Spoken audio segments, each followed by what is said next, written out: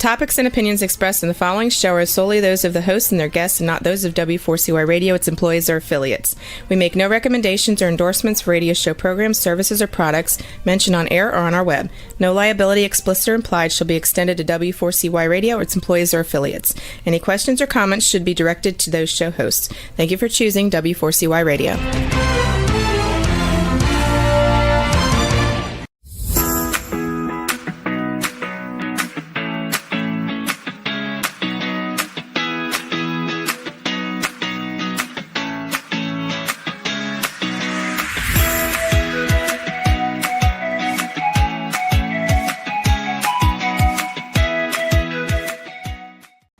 Hi, and welcome to Learning to Dance in the Rain, the show where we explore life's biggest challenges and the courage it takes to face them. And I'm your host, Shelby Wagner, and welcome.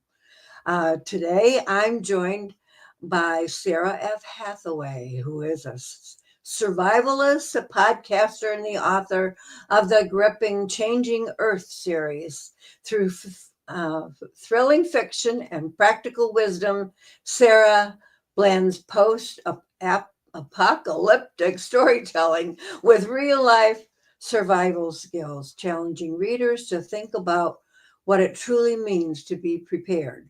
Whether you're a fan of dystopian fiction, curious about self-reliance, or just love a strong female lead, you're in for a thought-provoking conversation. So let's dive in. Come on out, Sara. How are you today? I'm doing well. I'm happy to see you. I'm happy to see you too. You're in Texas, I hear? I'm in northeastern Texas now. Yep, I've lived all around this world. People hear my accents and they go, "Where are you from?" I just blended it all together. Oh, that's nice. That's good to be there. So tell us about Sara F. Hathaway and what that you started writing and doing all these things that you do. Yeah, I started writing when I was young. I like just writing to express emotion. I really am a horrible drawer, so that wasn't happening. And so I started writing poetry and stuff like that. And when I got into college, my business English teacher told me, "Oh, you write too flowery. You have to just meat and potatoes, meat and potatoes, no fluff." Okay. So I was feeling very stifled. So I started writing my book, and it was just a project that I picked up and put down and picked up and put down. And I found myself losing track of my characters and stuff like that. So I had to make this expansive Bible of information that supports it. And that's where it launched. I got pregnant with my second son and I finished the book. And my mom was like, "You finished a book? You've got to publish it." And I said, "Who would want to read my story?" And here I am 10 novels later. I'm getting ready to publish 11. Is in the works right now. Yeah. That's quite an accomplishment. My goodness. So how did you decide to do this survivalist type stories? So that's kind of okay. Yeah, the story itself, I'm a big fan of the author Jean M. Ayuel, and she wrote the Children of the Earth series. It was like Clan of the Cave Bear. And yeah, remember Daryl Hannah did the movie, which was horrible. I don't remember seeing that. But yeah, it was. Don't watch the movie, read the books. And I actually started on book 2, which I like even better than her first book. So I would recommend reading book 2 and then going back, because like you need the story of book 1, but you might not get as captivated. So anyway, Jean blended all of this wonderful factual information with her story. And I grew up country, canning and hunting and fishing and horseback riding. That was just the way it was. And I looked out at the world. I asked my girlfriends at the river one time, what would happen if power went out? And they were like, "Well, we wouldn't have our curling irons." And I was like, curling irons? Like, what about refrigeration and communication? And wow. Okay, so we're losing touch with our natural world. So I not only wanted to do it as a thought process of like, what ethical decisions as a Christian do I have to explore if we're faced with this type of reality? But also, it's an opportunity to teach people these skills through a story where it's much more engaging and entertaining. And if you're ever in the situation, you can look back and be like, oh, Erica did this. I could do that. Wow. Yeah, that's kind of why I thought I would do this podcast, is to help, give some, have guests that have been through XYZ and explain how they overcame it and developed resilience. And so that, Yeah, you're not alone, right? You're not alone. And there's other people out there and you can learn from them. right, right. So how do you separate your like your reality from your fiction? My fiction takes up a big part of my life. It's just ongoing. I'm marketing the whole thing to Hollywood right now for a TV series, so it is very enthralling. My character is based roughly on me. So I do a lot of training and I do a lot of homesteading, and we have our chickens and our gardens, and my family is my everything. So it does bleed together a lot. Excuse me. And like I say, I really like to share the knowledge that I have with my country background. Everybody says, oh, well, you're a survivalist. Like, I didn't even know the meaning of that term till after I published my book, That was just my life. That was just my lifestyle, how I grew up, and just the reality that I lived in. And I was like, wow, that's so much different than the reality that a lot of other people are experiencing. So how do I separate the two? I don't know that I do. They kind of intertwine in my life a lot. And it's definitely my escape and my release from, life is just too much right now. I'm going to go escape to fiction land. I'm going to go work on the audio drama or write something new. And it's a really cool release for life to write. How do you manage to find time to write with your busy schedule and your family? Yes, ma'am. And I still work a 40-hour week. There's just not enough time in the day. I wish I had a clone. I could do so much more. But I just wake up swinging. I wake up. I'm still a little moist even from my morning workout, just out of the shower and whatnot, because you got to just find time to put it all in. My mom always told me, the more you do, the more you do, the more you do, the more you do, the more you do. Yeah, I thought when I retired, I would have a lot of time to do what I want to do. And I guess I do, but it feels like I'm working. Yeah, you fill it up. You fill it up. Right. And yeah, we all say we're busier as a retiree than we were when we were working full time. Yes, ma'am. I just read a story. I need a retirement from retirement. So, during the day, like my relaxed time is working on my other projects. That's what I do for fun. So if you're not, really passionate about it and you're not super devoted and engaged to it, then, it's probably not for you, because you need to fill your time up it. And that's just what I do. You, did I read that you're an independent publisher? You publish your own books? Yes. How did you decide to do that? And is that? So I started out with, I'm a researcher, right? So I'm a research. And it seems like I'm also pretty self-reliant, obviously. So with a traditional publisher, I would lose rights to a lot of my work. And then I would have somebody telling me what to do, how to do it. And I'm not really that kind of person that, is very hip on that. So I did start with a vanity publisher, Tate Publishing, just because I was new. I didn't know what to do. And honestly, they're out of business now. They slaughtered my book. I had somebody like, is English your first language? Because their editing was so horrible. Oh my. Yeah. So I had to take my book away from them. I had to have it completely re-edited. I learned how to graphic design. I learned how to put it together, and I just started studying on how to do that. And I started out with a company called Lulu Publishing. I recommend them. They're a great company. Yeah, good company. But at the end of the day, I had a lot of fans from New Zealand and from Germany and from Australia. And going with Amazon itself, Amazon can print your books in those countries so they can get the books to them at a reduced rate, right? I just couldn't get a hold of my product over there.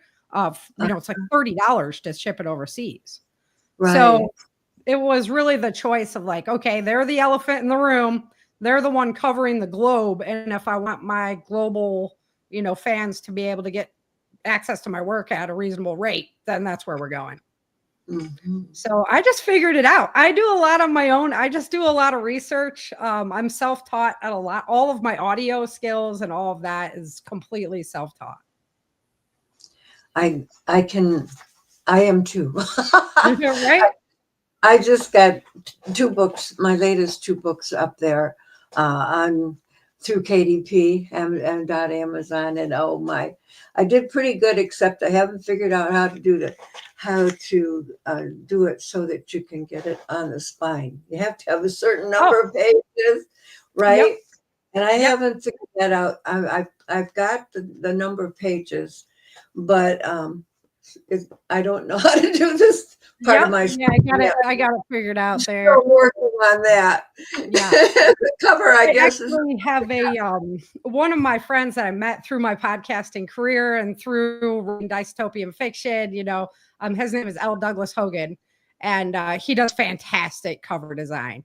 And so I had designed all my own and figured out how to do that in Canva, get them onto the binding and everything. It's tricky. And he just came to me like last year and was like, hey, I got time on my hands and you need new covers on your books. So here you go. And he took it over and they look fantastic. All new skins. And yeah. So, it helps to have a person like that in your side. Yeah. That's what I was thinking, that maybe that's what I have to do. Yeah. There's some things, I hire an editor. Yeah, you what?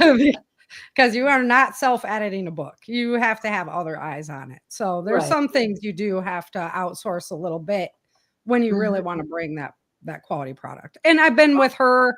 She is the one who re-edited my first book after it was slaughtered. So we've been together, working together for a long time. And yeah, good people. That's good to know. Well, tell me a little bit about survival. How if we had how would I learn to survive? I mean, I've lived a very long time. I think you got some skills. Yeah, but I don't know much about. I don't like camping. Right. I mean, so when I first started out, because I was very much into wilderness survival. And I was like, I'm going to take my family and we're going to go live in the woods, because the statistic is if we lost power within the first 6 months, like 80% of our population is going to be gone. Really? Yeah. So that's a little frightening on that note. So I was like, okay, we're just going to go to the woods. We're going to wait it out. Well, you take your kids out camping and they're like, well, where's my iPad? Where's my phone? Where's my internet link? Oh, blah, blah, blah, blah, blah, blah, blah, listening to them the whole time. You're like, I'm not going to survive 6 months like this. So, that's just kind of my quirky story. But the reality is you're not going to survive that way. It's going to take a community. So it really started shifting my understanding of what survival was. And everybody's like, oh, well, you're a preparedness person and you talk about it. Well, yes, I do. Because prepared people make prepared communities, make prepared cities, we are there to help each other instead of relying upon the government. So from an individual basis, I always recommend that you have a go plan. So people talk about the go bag, which is great. You got the go bag is basically a pack of supplies that you could take with you to survive for a couple of days as you make it from point A to point B. It could be more intensive to like, I can survive with this bag forever. If you like, if you could do that. The big important thing is you should have a folder that has all of, like, if you're married, it has your wedding certificate in it. It has certificates in it. It has your insurance policies in it. It has, all of your important documents. You should have a folder with all of the originals in there that you can grab within 5 minutes. And then also put that information to the web and put it in a cloud storage somewhere that you could access remotely. So if you had to leave your house, you could still access all of your important documents, because that's really important. I work in the insurance world as well. And, you're going to want your insurance policies if your house is burning down, that kind of thing. I mean, obviously your agent's going to be able to help you out with that, but isn't it just wasteful to have that short up? The other thing that I recommend is having like at least a 72-hour food supply. So you go to the grocery store, you buy some stuff, buy some extra. That's all it takes. Every time you go to the store, you buy a little bit extra and you put that away. And you rotate these products because you're not always using them. But it's not about like a catastrophic event. If your spouse is in the hospital, what if you lose your job? That kind of thing. It can be that personal event for you so that you have those supplies and those resources to feed your family if you have a personal crisis. And that goes the same way with financial. It's very tough. Most of us live paycheck to paycheck these days. But if you have the resources back to be able to make a couple rent payments, to be able to make a couple mortgage payments without having that stress on your head, especially if you have in the hospital, now you're going to have all the bills coming in, all the stress of worrying about your loved one in the hospital. There's nothing worse than watching your loved one lay on that bed. And then to have to like take on the roles of both people and provide everything for the family and think about, I can't miss work to be there with them because I have to pay the bills, because I have to buy food. It just gives you that little bit of security. Go, I'm going to be okay. I can miss a little work. I've set up financially for it. It gives you that rest assured, that little bit of peace of mind. It's the same thing as purchasing an insurance policy for your house. If your house were to burn down, you'd want it rebuilt. You want somebody there to financially help you. So it's baby steps to get started. And then you don't have to like buy all this gear. Everything's a product marketing game and stuff like that. If the gear, if you have the skills in your head and the knowledge in your head, that's going to take you way farther than any gear.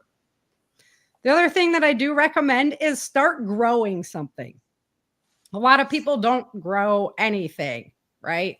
And if you were forced to have to put a seed in the ground and figure that out, it's not as easy as you think. It's not just, I'm going to put a seed in the ground, it's going to grow, I'm going to have food, and this is going to be great.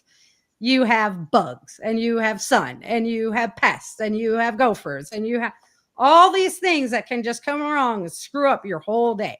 So the more that you start practicing with that now, if you had to rely on something that you're growing, you'd be better off at least have some kind of knowledge how to do that.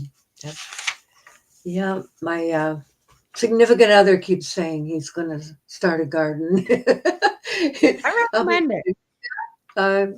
He's been wanting to do that for a while. We'll see. Says he's going to do it, but he's been saying that for a couple of years now. You can do the raised beds, and that way you don't have to bend over. And also, the pots, just doing like container gardening is really fun. We in Texas, we grow a lot of our tomatoes that way, just because they don't grow the same as Michigan or California. So you just do some container gardening and just start small that way. I see. Well, I saw a sign as I was driving by this one town, and it said trees for sale.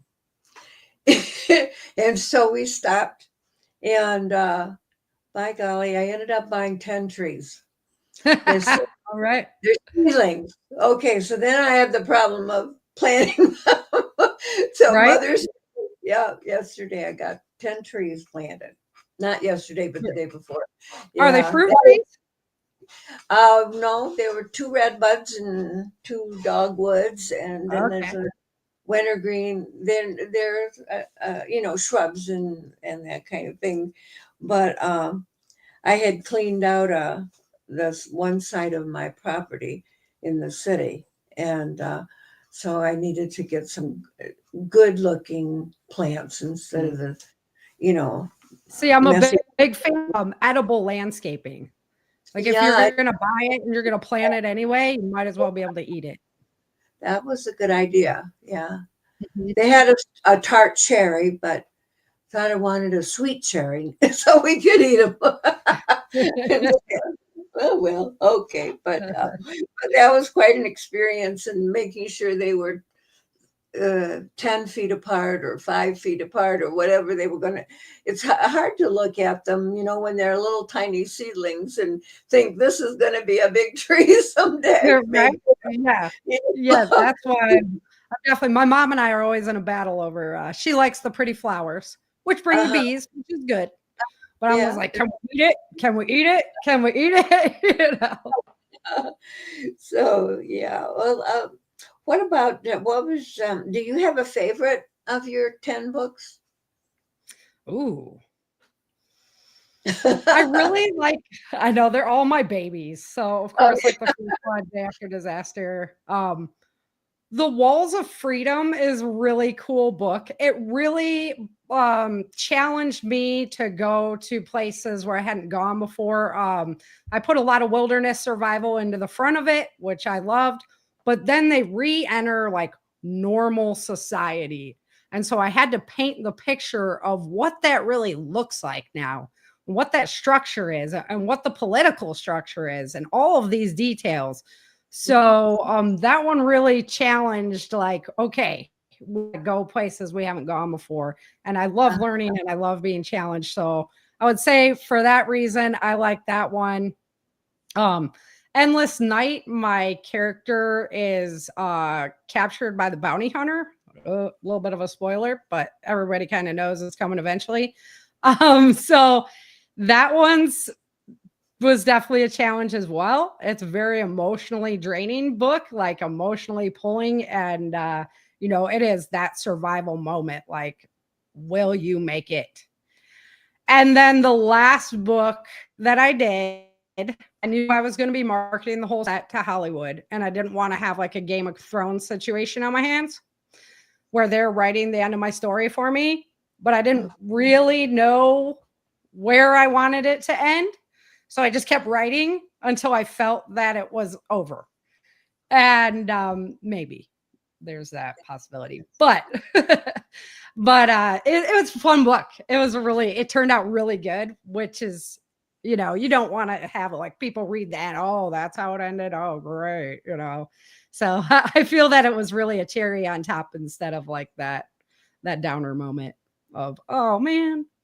But it is called The Bitter End, the last book. It is. Huh? Yeah.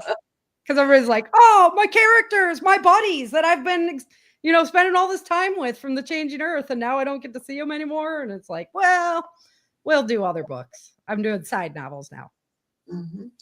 If do you see this as a television series or? Yes. Yeah, that's what we're pushing it for right like now. One for each book, or would each book take several? So when I laid out the audio drama, because there's the audio drama, the Changing Earth audio drama, you can listen to it in audio right now.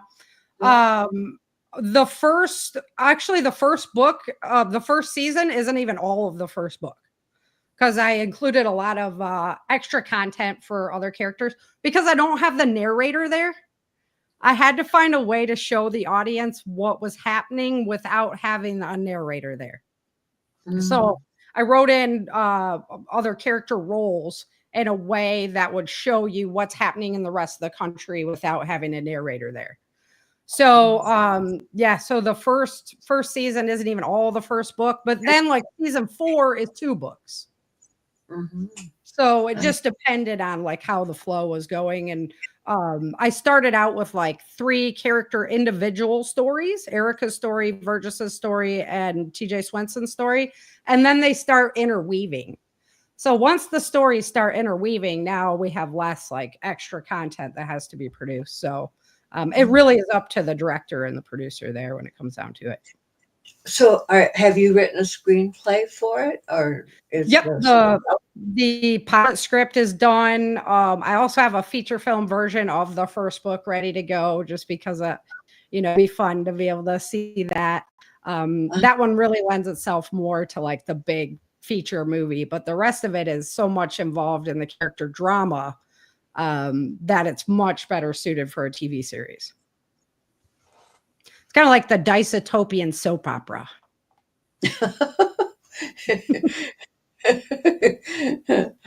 Okay, so let's see. We talked about preparing for the unexpected, and let me think here.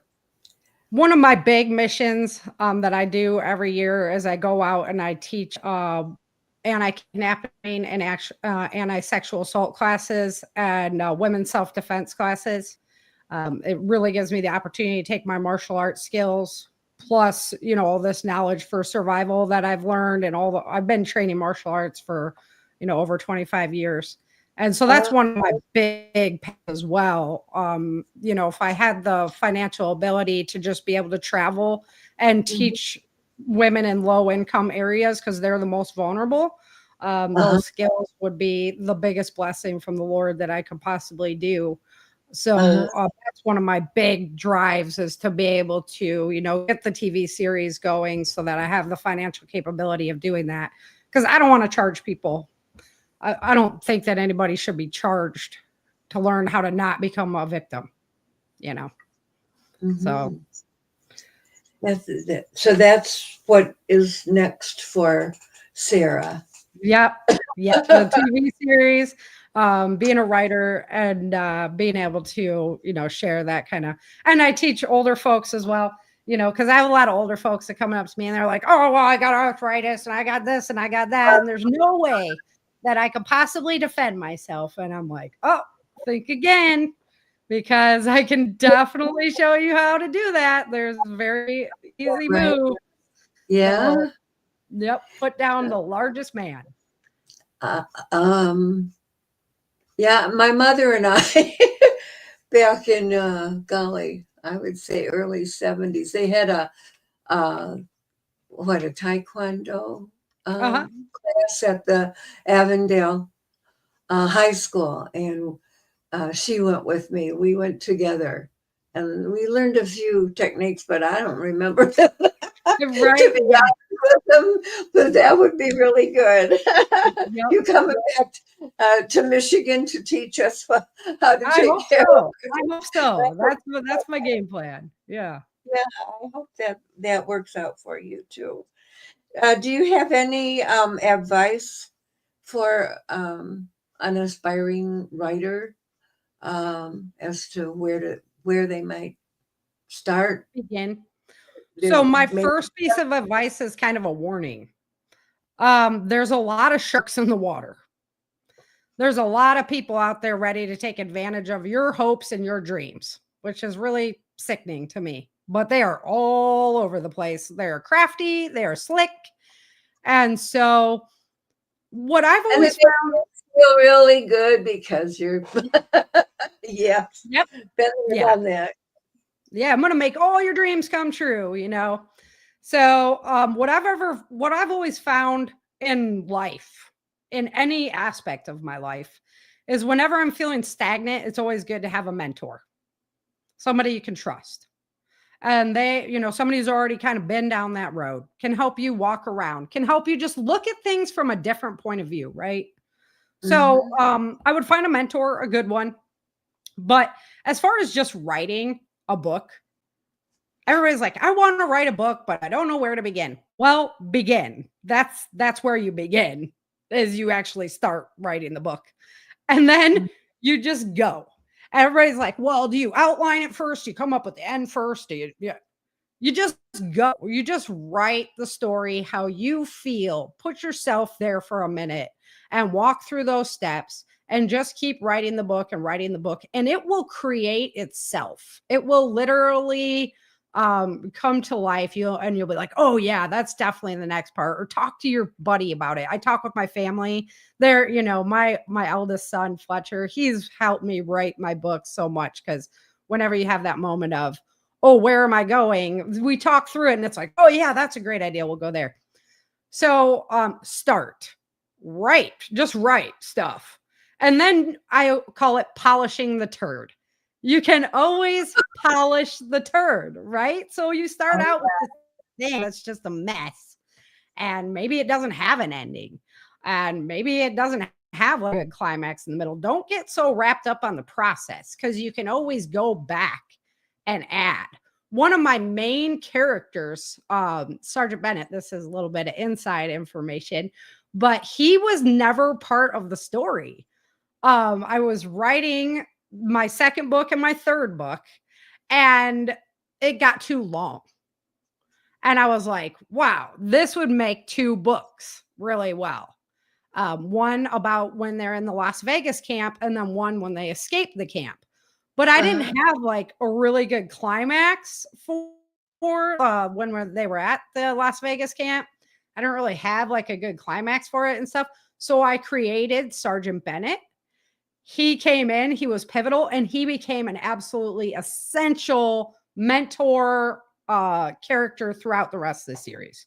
So you just never know when you're going to turn something that's a downer into an upper. You just have to keep looking at it the right way. Do you have any advice as to how to decide whether that person is real or is a shark? Someone that's really going to help you and not. Okay, that's a good question. So, first of all, research them before I ever respond to anyone, including you. Right? I go online, I research the podcast, I research the company. You can also search their email. A lot of times other people are letting you know that, like, hey, this is a scam and this is what happened to me. So be careful. Literally just put their email address in there and see what comes up. Also, you can go to the Social Security registration for the state. And if they're a legitimate like LLC company, you can get all of their company information from there just to make sure they're a legitimate company. Look at the quality of the website. Is it something that they like built super fast on a Wix platform or, GoDaddy or something like that? It only has one page. Maybe the links don't work. Right? Spelling is another thing. They're not even spelling, not even putting grammar together. Well, don't get ahead of yourself. They make a lot of fake documents. So you ask, well, what's it going to look like? Okay, well, this is what it's going to look like. And it's a totally fake document with like I've seen an Amazon executive signature falsified. I've seen a book company signature falsified. And I've even seen like a Secretary of State from a copyright document that was falsified. So, one of the other things that I did as soon as I decided I was going to have a public profile was I signed up with a company called LifeLock, and they protect your identity. So basically you can be as public as you want. But if something happens, they're there to protect you financially. And I did have something happen like that. And they were there to protect me financially. So I absolutely stand behind them. So how do you spell that? LifeLock is like life. Yeah. Oh, okay. Just Life Unlock. Yeah. Okay. Yeah. LifeLock. And that's definitely one of the things I did once I had, a public profile. The other thing that I do on like a survival note, because kidnappers, scammers, whatnot, they can use your voice now with AI. Oh, yeah. So they could call my mom and be like, hey, we have your daughter and I want you to pay a certain amount of money. And they can make my voice, because it's all over the place. I've been on podcasts. I have my own podcast, and my voice is all over the internet. Right. So we have a code word in our family. And if that person calling says they have me and they don't have my code word, my mom knows this is not legit, right? Kind of help her brace herself against that, since we've, we started hearing about those stories. And I was like, oh my goodness, my name, my voice is all over the place. And with AI, it sounds exactly the same. You would never know it. But there's no way the AI would know our code word. Mm-hmm. That's all very good advice. Yes. Yeah, it's been a wild world. And like I say, I got pulled out of the fire by a couple of mentors that were like, hey, let's slow down. Let's check this out. Why don't you put me on the phone with them? So get somebody else on the phone with you who's not so chasing a dream, right? You're chasing that dream and you want it so bad. And they're there to tell you just the right thing. But your mentor is like, well, I'm more here to protect you. So let me talk to them and see what the reality of this is. And that's why I say having somebody who's on your side like that. And there's good people. There's way more good people than there are bad people. So I don't want people to be disillusioned. There's great people that help you. I started out with a gal. Her name is Devora Lansky. And Devora was offering a free nonfiction class for, how to market your book. And it was nonfiction, but I thought, well, I can adjust this to be fiction. At least I get a free class out of it because I love to learn. So I'm always looking for information, right? And she was so impressed with how I was turning it around for fiction. She actually had me start writing blogs for her and whatnot. And we developed this great friendship. And it was a wonderful mentor for that season of my life. And then you move into the next season, you need a new mentor. So you got to find them. And you move into the next season, you need a new mentor. So that would be my advice. I always want a good martial arts instructor. Even though I'm an instructor, right? I know a ton of stuff, but I still want that mentorship from somebody else because I'm not done learning. If you're done learning, you might as well go on the ground. Right. And you don't feel so alone there. Right. Yeah. You're not, it's just not you against the world. Because trust me, a lot of this is all me. 100%. Yeah. Do you have any of the anti-kidnapping strategies that you might share with my audience? Yeah. So I do have my slides. I need to do an actual record of my seminar. We were doing it one time, but we had some interference, so it didn't work out. And I have the slides on my website at changingearthseries.com. It's up on the screen for the viewers, but for those listening, changingearthseries.com. So the biggest thing that you can do to not become a victim is to be situationally aware. So too many of us walk around with our heads down at our phone. And the last real problem today, that's right. Yeah. And back in the day, we had something called an answering machine, right? We came home and we checked the answering machine. We didn't worry about, oh, somebody texted me. I have to text them back right away. Or I have to answer the phone because they're calling. No, you don't. I never answer my phone ever, unless it's like my mom, right? Or my son. I just don't answer my phone because I can always call them back. So we need to have a little bit of relaxation with the cell phone and be like, guess what? Your cell phone has an answering machine built in.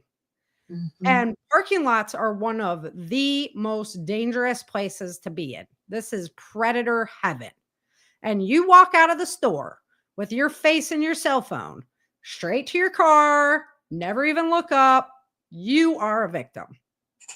Because the last thing a predator wants is for you to see them, for you to make eye contact with them, right? So if you walk with your head up and you're looking around at what's going on around you, I play games with my sons. We count all the blue cars. We count how many employees are in the store. How many people with red shirts do we see when we walk outside? It's just my way of getting them to focus out. Because that is the number one thing that's going to keep you from being a victim. You don't have to be physical if you're self-aware.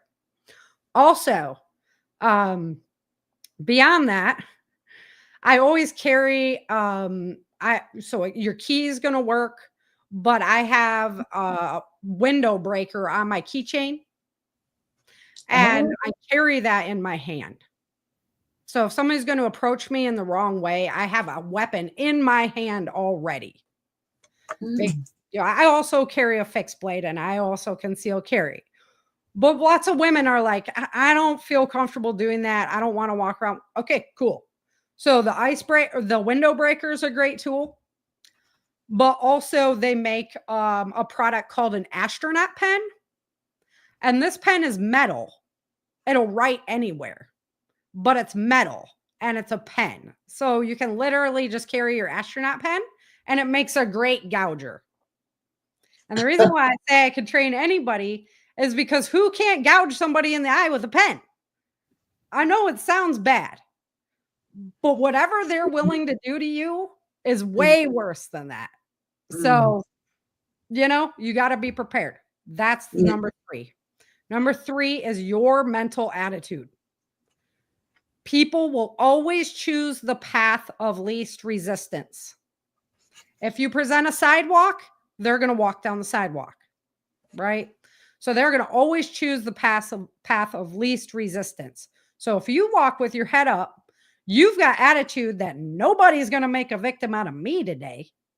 And you're walking by, and then little Mousy comes walking by with her head down and her cell phone shuffling along, looking intimidated. Guess who they're going to choose? They're going to choose Mousy Girl. I'm sorry, but you got to put your head up. You got to put your chest out. You got to walk with pride and know that you're going to be okay. Know that you are going to fight, claw, strangle, wrangle, gouge, whatever it takes to keep yourself safe, because just that mental attitude, they're going to choose somebody else. They're going to be like, nope, I see that going on there. Like, I've had 400-pound guys at the gym. I come in and I'm like, hey, I learned a new technique today at martial arts. Like, go ahead and strangle me. And they're like, I'm not touching you. And I'm literally 5 foot nothing, 100 and nothing. They're like, I ain't touching that, right? Mental attitude. And that's one of my most rewarding stories. I have a little old lady that comes to my seminars in North Carolina. She's the best. And her husband had knee surgery. They get aggressed by this guy coming out of the store. She's already at the car. Her husband's getting messed with. He ends up fighting the guy off, but his knee was messed up and he fell. And so now the guy's on top of him. She comes out of the car. She doesn't have no martial arts training. She doesn't have a weapon. But she has the power of her brain and what I've been telling her. And she backed that dude up, and the cops arrived. And boy, she was so proud of herself. Next year, I was just tickled silly, because I helped. I helped and wasn't even there. And that's worth more. Was it an astronaut pen? You said it's a metal? The astronaut pen. Mm-hmm. How, like the space astronaut? Correct. Yeah, because it can write anywhere. You can write upside down, you can write in the cold, you can write in the hot, whatever, right? So it's called an astronaut pen. Yeah. And you can search it on Amazon. Where would you buy something like that? On Amazon. Oh, look at go. Okay. Yeah, you can search for it online. Yeah. Okay, and that brings up, where do we buy your books if we want to buy them? My books are available. Yeah, Amazon. They're Kindle as well, the part of the Kindle Unlimited. But if you buy them from changingearthseries.com, that's where my hub is. That's where you're going to find all my social media. You can get signed copies by me. I send them out personally from there. I still got a great deal going on some of my older books because I still have some of those in stock. So they don't have the new covers, but you're never going to get my book series cheaper than what I have them up there right now for the older books. And you can find the audio drama then, and also my nonfiction podcast, the Change in Earth podcast. I take a chapter of my book and blend it and show you the facts behind the fiction. So that's up there. My whole virtual book tour, because I've been all over the place throughout all the years. I just love coming on and sharing and meeting new friends, and it's great. So changingearthseries.com. That's where you're going to find out everything about Sara Hathaway. Well, that's very good, and I've really enjoyed this. I appreciate that you took the time to be on my podcast. Yeah, when I started seeing the that you're from Michigan as well, I was like, oh Michigander, all right. I got that email from you telling me that your dad still lives in Rochester, and I taught school there 10 years. Small world, right? Yeah, but you never know who you're going to meet or get to know them better. So, do I have a question? There's a question. Do I have a how-to book on how to publish on Amazon? I do not. However, I'm extremely available. If you want to go over to my website and contact me, I don't ever shy away from helping other people achieve their dreams as well. So I'm more than available, and you can pick my brain. And I might have to do that. I've got a few other projects ahead because I have my new nonfiction or my new fiction book coming out.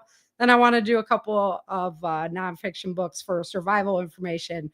But that is a great tip there.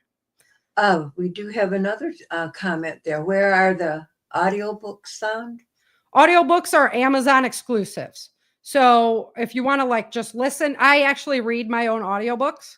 So if you want to listen to the book, that is an Amazon exclusive.